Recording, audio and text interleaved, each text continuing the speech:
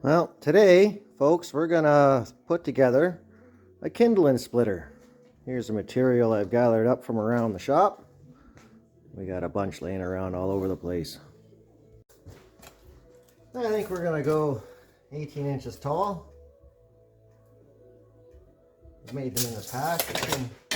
18 inches seems to work pretty good. Cut this off. We're going to make our sides out of 3/8 material, and the blade is going to be out of this 1/2 inch material. Should be good. Well, I like clean material, so let's get the wire wheel out and clean all this up.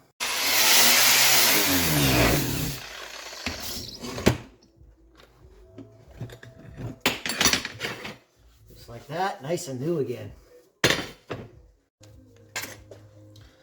Now we're going to rip this in half because we don't need 3-inch sides. 1.5 is plenty. Just mark the centers.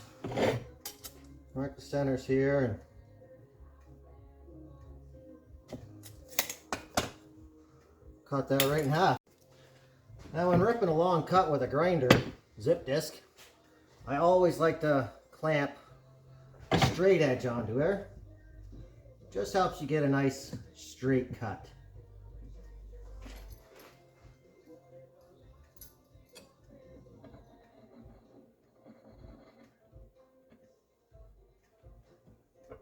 Always remember to clamp both ends. Don't forget to deburr all your cuts. Nobody likes sharp edges. Now we're going to look at our blade portion. We're using a 6-inch piece of pipe here, 6-inch ring. That's a nominal pipe size, so in actuality, it's 6 5/8. So we need a piece of this 6 5/8 long, sharpened like a blade. Now I've gone ahead and I cleaned the paint off portion of this here material that we're going to use. We're going to use about that much, I'm thinking. And I found it's a lot easier to cut these blades when it's in full stock material than it is to cut it down to size first. Well, now that we got our piece clamped down, now it's just time for lots of grinding.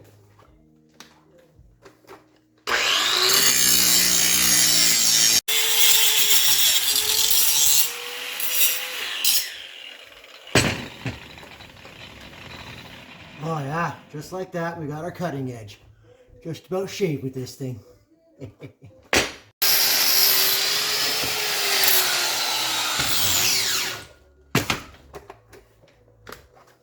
There we go. Nice ring. One of my favorite fancy squares. Just like that. We have the exact center right across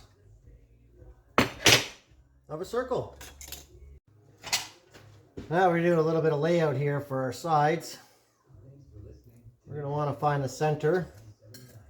Draw ourselves a line here. And this is where this is going to go. Something like that. So we're going to want our blade down about 6 inches. Mark that and square that off. Just like that. And it's nice to have a nice flat riser. So we get that blade to the exact center of our piece, just like that. Now I'll go up there like that there. Now it is nice to have everything squared up. Nicey nice. So we're going to put the square out of this. And we're going to make sure that our blade is square to our side. Just like that. Now that we're square, we're going to go ahead and give this a little tack. Now at this point of the game, you only want to be tacking.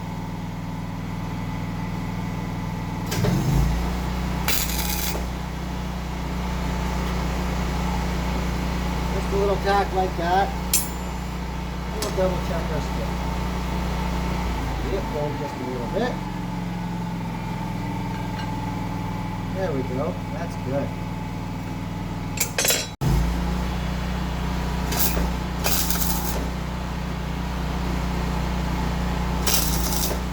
Now we got our ring attached to our side pieces here. We just want to make sure that they're kind of square. So we'll go underneath the bench here. And, oh, looking pretty good. Just like that. There's most of our splitter. I went ahead and laid out our crosshairs to find the center of our plate. Now we just got to take this guy, put him up to our marks, just like that, and tack it on.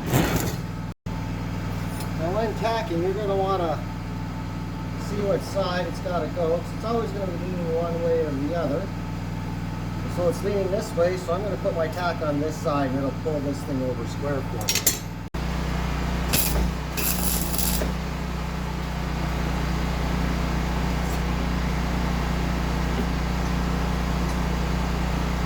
Just like that, ladies and gents. She squared herself up.